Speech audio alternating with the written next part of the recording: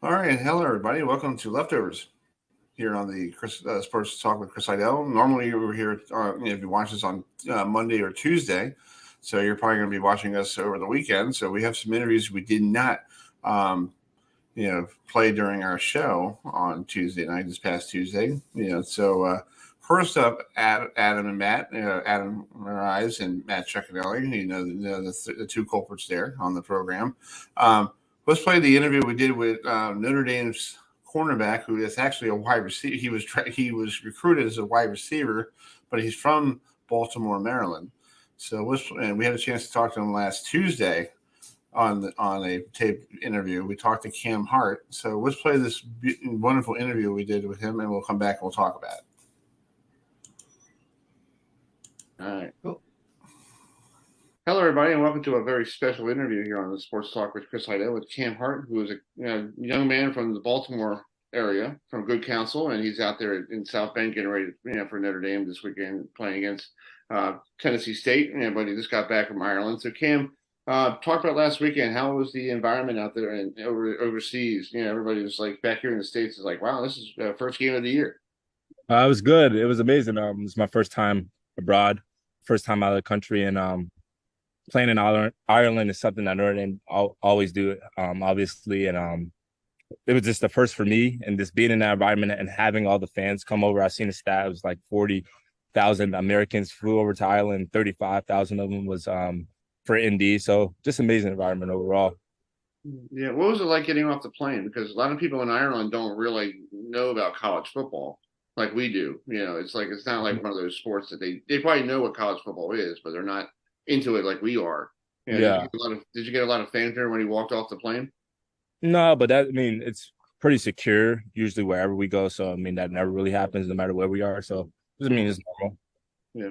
Adam, you got a question for Cam? Yeah. Now, Cam, in a couple weeks' time, you guys are facing Ohio State. And do you think that'll be one of the toughest games you guys face all season? I'm not sure. I'm not really thinking about Ohio State. I'm thinking about Tennessee State right now, and I take it one game at a time. Don't even know who we play next week. This is just what I'm worried about right now. So we'll figure that out when we play Ohio State. That's true. I agree. You just go one step at a time. So yes, sir. Yeah. How did you get to Notre Dame from Maryland? Because I know reading your bio, you were the 97th wide receiver nationally, the 12th player from Maryland from 27sports.com, and you're from Good Counsel High School. How did Notre Dame come knocking? So I think it was about my junior year when I started to get more and more offers. Clark Lee came down to Good Counsel, and originally he looked at me as a defensive back. Mm-hmm. But they had already had the recruits they needed for cornerback and whatnot. So there was just like a little time in between. I didn't think Notre Dame was going to offer. I didn't think I was going to come. And then I think it was like 3 or 4 weeks later, he had called me, said they need a receiver. And they had offered me at receiver. And I didn't want to play receiver initially. I thought I was going to go into college playing cornerback. And then I just thought, hey, if I'm going to leave the East Coast, it would only be for 3 schools. And Notre Dame was one of those schools. Right. And came here as a receiver, but always had in the back of my mind that I would play defensive back here eventually. And I had my opportunity and went from there, yeah. Man, you got a question for Cam? Yes, Cam. Actually, I have several questions. First question is, so what made you want to choose Notre Dame? Just the best fit for me. Just the people here, the coaches, the environment, then ultimately the education. I graduated here with 3.5 years, and it's one of the best experiences ever. I always say, going to Good Counsel from Baltimore, it's the best decision of my life, and coming here was the second. Awesome, great, and so I know it's a lot of football players' dreams, especially ones that want to go to Notre Dame for football, to run out of that tunnel. So just tell everyone, what's that experience like running out of that tunnel for a football game on game day? Shoot, I can't really put into words. It's surreal. I kind of black out in that moment. So it's amazing. I probably didn't appreciate it as much as I should in the past years. And running out of this tunnel in Ireland, it was like I was actually present in the moment rather than thinking about the game. And that was amazing. So we'll see if I can actually put it into words this time around. But I mean, it's just amazing. Yeah. Okay. Yeah, and so Yeah, go ahead, Matt. Go ahead.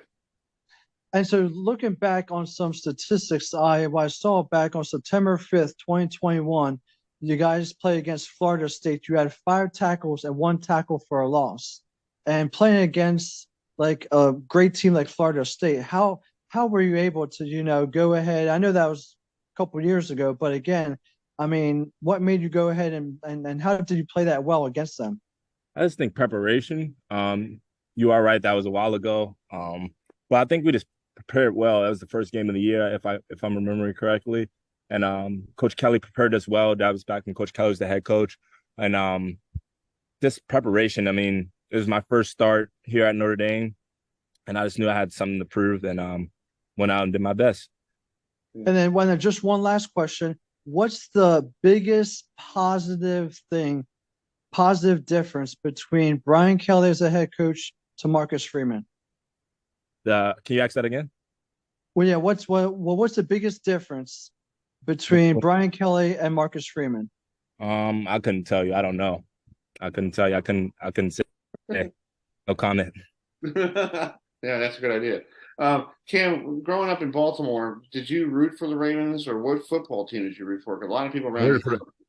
I rooted for the Ravens. My entire family's Ravens fans. Started with my grandma. My mom's a big football fan, so rooted for the Ravens my entire life. So if you get a chance to go to the NFL draft this year, would you love to be picked by Baltimore? And it's like, you could go back home. I would love to be picked by anybody. Anybody, but it would be great for you to come back home. Maybe we could send this video to the Ravens, like, pick him. Yeah, I mean, I'll go anywhere. Yeah. Well, Cam, thank you so much for coming on tonight. I know you guys are getting ready for your big game this weekend at home, and thank you so much. And hopefully we keep in touch. And just good luck for the rest of the season.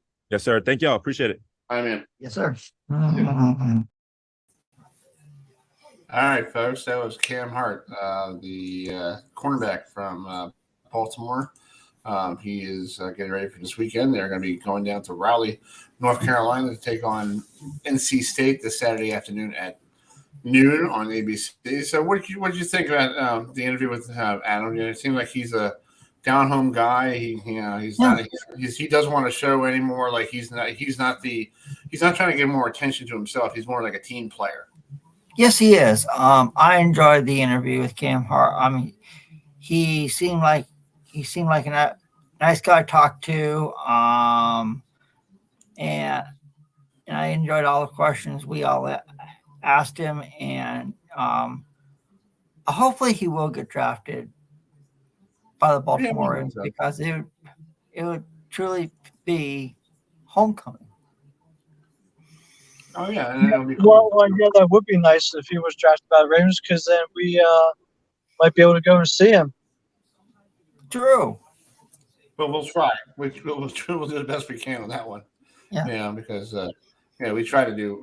We don't do really well with the NFL sometimes. We know that for a fact. We had that problem this year. So let's turn the page here. So that's Notre Dame. Cam Hart. This weekend, I'm actually going to go up to State College. When you're watching this, I'll be driving up there on Saturday. So if you see me on the road, please don't knock me off the highway. Not a good idea. I know I need a haircut. Delaware is taking on a very hard Penn State team. Penn State's actually ranked. I think I see 7 in some polls or 6 in some polls. So, but it's a 12 noon game live on Peacock. If you have the internet feed for NBC, the Peacock network, and if you're in the State College area, you can listen to the Penn State Sports Radio Network with Jack Ham doing the broadcast, along with what's the other guy? I know I forget his name off the top of my head, but anybody I forget his. Oh, Steve Jones, who does the Penn State Sports Radio Network up there. So in the meantime, let's play that interview I had with Delaware running back Marcus Jans. He is from Salisbury, Maryland.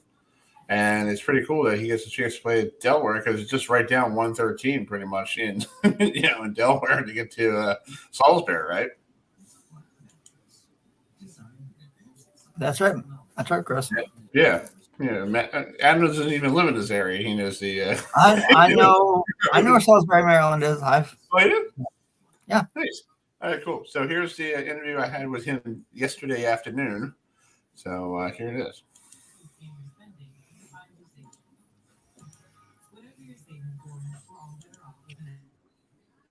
Hello, Marcus. Thanks for coming on the show. This here on Sports Talk with Chris Heidel. So last week you had a great game against up there in Stony Brook. You rushed for over 100 yards, a couple rushing touchdowns. Was that your best game you had in college, or is there one of them before that? That was the best statistical game I had in college. Yeah, that's good. So let's talk about being 1-0 and this week going up to Happy Valley taking on Penn State. One of those Power 5 schools. Are you pretty excited?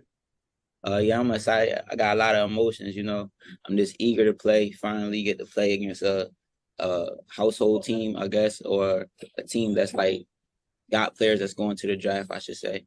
It's just a lot of exposure, and I'm just ready to live in the moment. And I feel as though that my teammates are getting ready. It's going to be a well and hard fought game, but we just got to play clean. Yeah. Is this going to be the biggest crowd you played in front of somebody in your life? Because it's probably going to be over 100,000 people there. Yeah, 100,000 is crazy. I know our stadium doesn't have that, that much. I don't think I don't know how many people, there at Delaware Stadium. It's probably pretty big anyway. So, it might be one of the biggest crowds you ever played at. Yeah, true. 100,000. Like I said, I'm just excited. Nice. So you're a kid from Salisbury, Maryland. That's one reason why we got you on the program. So, how did you find Delaware? What schools were you, were looking at you to become a running back? What was the whole process? Coming from Salisbury, it's a small town, so not many people were recruited ahead of me. So while I was getting recruited, it was kind of like new to everyone in the area. So, first, I had, I believe it was UMass that wanted me for a running back, and a couple other schools. It was like it's a few years ago. I can't remember all of them, but Delaware gave me an offer, and once I got that offer, it was basically sealed. I knew that I was come here, close to home, not too far. Yeah, good program, good coaches. Right down 113. It's pretty. Cause you can just go home every weekend for mom's cooking, right? Yeah, I could if I wanted to. Yeah, that's cool. So let's talk about your team. What is your goals for this year for you as a running back? Because I know in this league, there are very good running backs in the CAA. A lot of good quarterbacks. What is your goal for you to get to the next level? My goal is fairly simple. I came out the first game and set a standard, at least 100 yards a game, at least 2 touchdowns a game, and that's just a standard that I got to play by and I got to uphold. Mm-hmm. And being a running back, who did you watch when you were growing up? Did you have like somebody you grew up watching? Because I know in Salisbury it's not really a big sports town except for the college scene, but did you get a chance to watch the Ravens or Redskins, or did you root for another team? My favorite team is Philly. Oh, cool. Yeah, but weirdly enough, like growing up, I didn't watch too many running backs besides like the Reggie Bushes and like the stars. I grew up watching people like Michael Vick. He inspired me to play. Michael Vick. And then as I got older, I played defense in high school, so it was guys like Jalen Ramsey that motivated me. So you wanted to be a linebacker your whole life, or did you want to be a running back, or did you just want to do anything to help the team? Yeah, I just wanted to play, whether it was safety or running back or both. I just wanted to play and make an impact. Yeah, we should ask your coach. Maybe we could do a play for you, maybe one of those in the backfield throws. One of those, wildcats. You see on TV. Would you like to do one of those? But that would be fun. I mean, if that's what Cardi drawing up for me, I'm gonna execute it. Nice. Well, good luck this week. I hope to see you guys on Saturday. I'll be up there in State College for you guys, so I'm going to be making the road trip. So it's good to see you guys, and hope you guys we have a good game, and hopefully we will put some points on the board. It'll probably be good. Yes, sir. Thank you. I appreciate it. All right, Marcus. Thank you so much. All right. See you. All right. See you.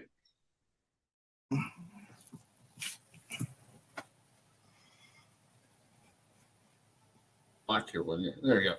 All right, folks. That was Marcus Jans from Salisbury, Maryland. I talked to you yesterday. Real quick before we do our picks to click here, I had an interview with one of the Penn State quarterbacks, Beau Pribula, Pribula. Adam. Pribula? Yeah. Okay. All right. Yeah. He's from Central York, Pennsylvania. So he's from the York, Pennsylvania area. So he played his high school ball in Central York, Pennsylvania. So it's pretty cool. But he hasn't played in 2 years because he sat out for his redshirted last year. So he's the backup to Drew Eiler, who we talked about last night with Mike Gross here on the show. He's the backup, and he threw his first touchdown pass against West Virginia on Saturday. So that's why I asked him. I asked him how cool was it to throw a college touchdown. So here it is, real quick. Hey, Beau, thanks for taking my question for today. What was it like throwing a college touchdown after a couple of years being in high school? How cool was that? It was a good experience. That's, when I got on the field for the first time on Saturday night, that was the end goal. You wanted to, score a touchdown and extend the lead. And, it was a great feeling, crossing that goal line, getting in the end zone. So that's pretty cool. His first college pass and threw it in the end zone for a touchdown. That's pretty cool. Yeah, it's like there's only a handful of people that can ever say they've thrown a touchdown in a college game, and he can now say he can check that box off in his life, saying I've thrown a college, I threw a college football touchdown pass. Yes, that's so Saturday at noon, Penn State against Delaware. It's a second home game for the Nittany Lions up there in Beaver Stadium. It's on Peacock on the internet, so you watch it on Peacock Network if you have it, or if you're on the XM radio, you can try to tune into the Penn State Sports Radio Network or the Delaware, Sports Radio Network. So it'll be cool to listen to. You can listen to both, or you can listen to both. See which one is the best one, and on XM radio. So Matt, what did you think about these three interviews we had? These are really good. These are probably not household names like Cam Hart is, but you never know. We might have some down the road. Yeah, I mean, I think the interviews all went great, and they were good interviews. All of them were good.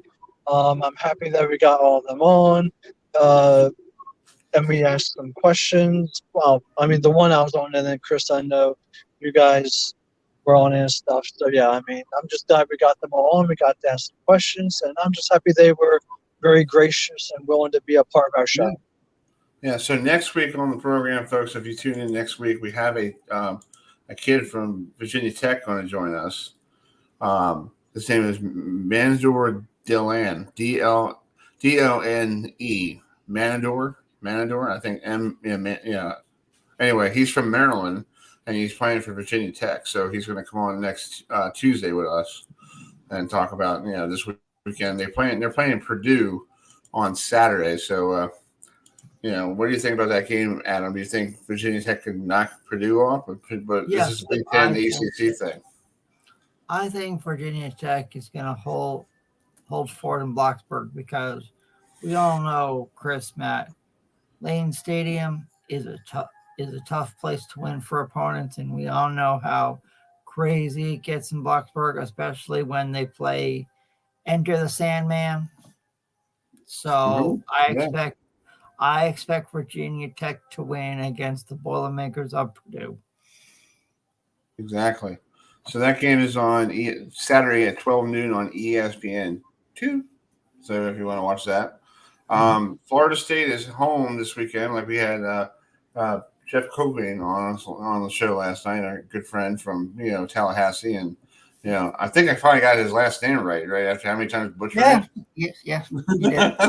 I remember the first time I had him on, I go, and I was like, oh god. And then I saw him up in Syracuse last year, Adam, and I looked at him. I was like, I am so sorry for butchering your last name. He's like, don't worry about it. All broadcasters have a. Sometimes they do it all the time. Don't worry about it. I felt really bad. I'm like, oh god, this guy thinks I'm a tool bag or some loser. Yeah. So anyway, Florida State at home against an old rival tonight, Saturday night. Southern Miss comes to town, and last time I think they played Southern Miss. I think some guy named Brett Favre. Yeah, some guy named Brett Favre. Who played. Brett Favre, yeah. It's Brett Favre. But when they did when he got picked in the NFL draft, for the Falcons, they couldn't pronounce his last name. They go, and the pick number 47 pick for the Atlanta Falcons, the 6th round, they select Brett Favre.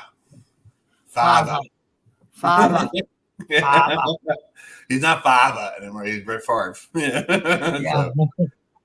So they're home against Southern Miss. What do you think this game for you guys? What do you think? Can Florida State keep the momentum going? But here's the thing. Let me finish by saying, but sometimes when you have a big high on Sunday, sometimes you might have a diversity game. Like most of the coaches, and they struggle in the first half because of they're still coming off that high on Sunday because everybody's still talking about it. It's the Wednesday. We're doing this Wednesday. Everybody's still talking about how Florida State just went into Orlando and beat the snot out of LSU. Yeah, and it's like, and don't forget, guys, it's in prime time on the ACC network, home opener. And Chris, Matt, we all know Doak Campbell Stadium at Bobby Bowden Field. It's going to be rocking, especially when Chief Osceola comes out on Renegade, drops the spear at the 50-yard line. Then it's game on. Game on. Wow, what an introduction, Adam. Man, you need to go ahead and do that right before a couple minutes before the Florida State games and get them pumping, Thank you. Hey, you're welcome. That's what's his name? Jeff was saying last night. You should do some intro videos, Yeah, they're gonna love it. Let's talk about other games that are going to be on Saturday. There's the only big primetime matchup of a top 10 team is Texas rolling into Nick Saban's back door, playing Alabama on 7 o'clock on Saturday night. So what do you think about that game coming up? All I got to say is, in honor of Matt, roll tide. Adam, there we go. Great pick, Adam. Wonderful pick. Because you know what? I say roll tide as well by 17 over the Texas Longhorns. Well, I got to steal Lee Cursor. Not so fast, big guy. Oh, are you picking the Longhorns? No, I'm kidding. I'm picking the Alabama. I just wanted to say that. Oh yeah, for you folks, College Game Day will be in Tuscaloosa for Texas and Alabama. Exactly.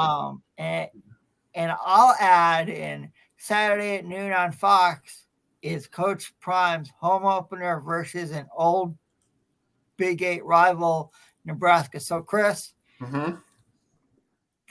will Coach Prime go 2-0 on Saturday? I don't know. That might be a. You never know. He could. I say yes, he will. Well, but Chris, do you think Colorado will win or no? I think Colorado's going to win. Nebraska's still trying to figure out what Matt Rule is going to bring to the organization. And you lost to Minnesota last week, on a last-minute field goal that was doinked. to the left. Yeah, you might, you might figure. I think Nebraska, but most of these kids don't know anything about the old rivalry anyway.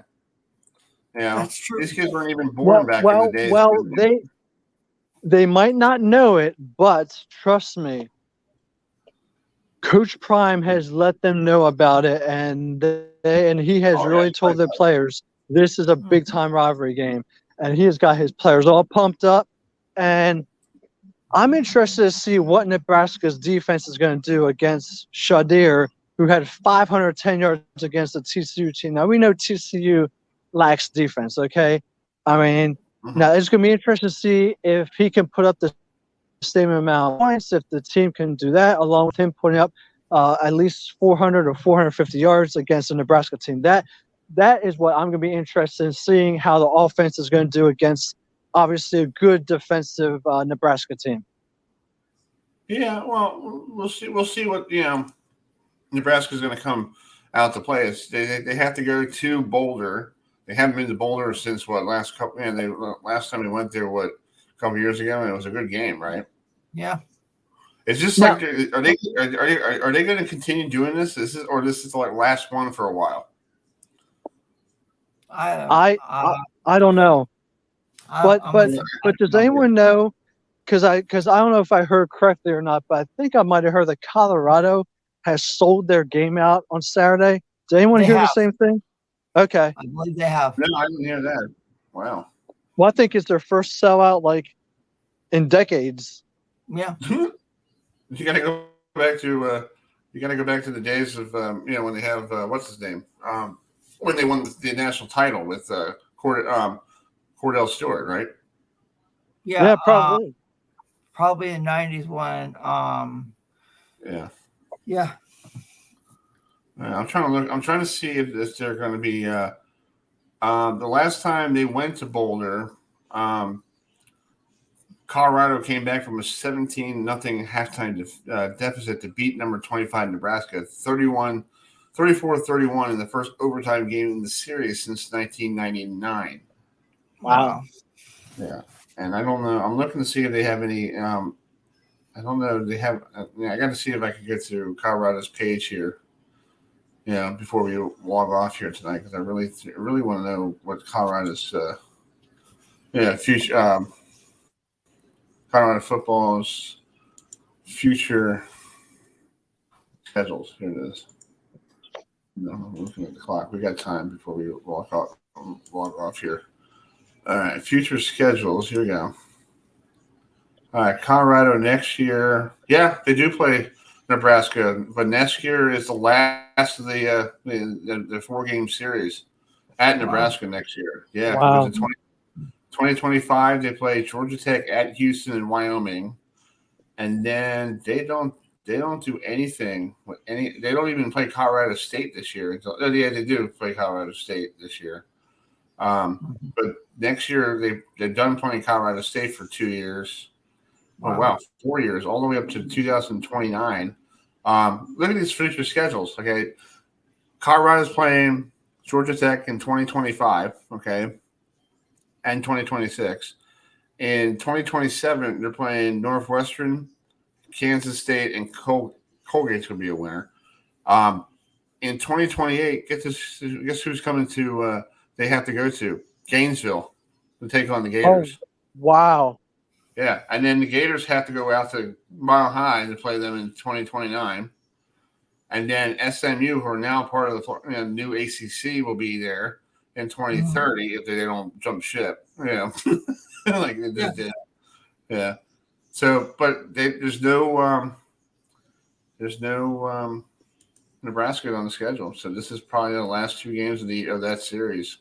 But see, the interesting thing about this, Adam and Chris, is that this is really all subject to change, because if there's more realignments, and then like the only thing that I think is guaranteed is next year's schedule.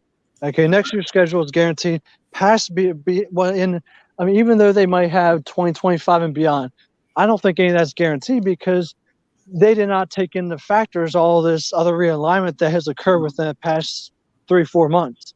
So I don't think I mean, some of the games that we see in 2025 and beyond could be null and void.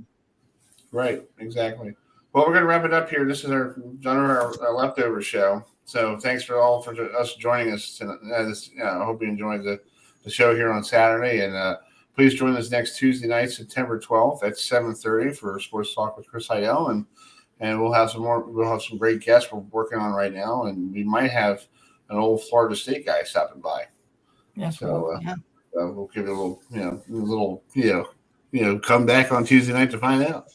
So And just remember, guys, at 7:00 on Saturday night, Texas versus Alabama Crimson Tide, and you guys got to say just like what Adam did: Roll Tide! Roll Tide! There we go.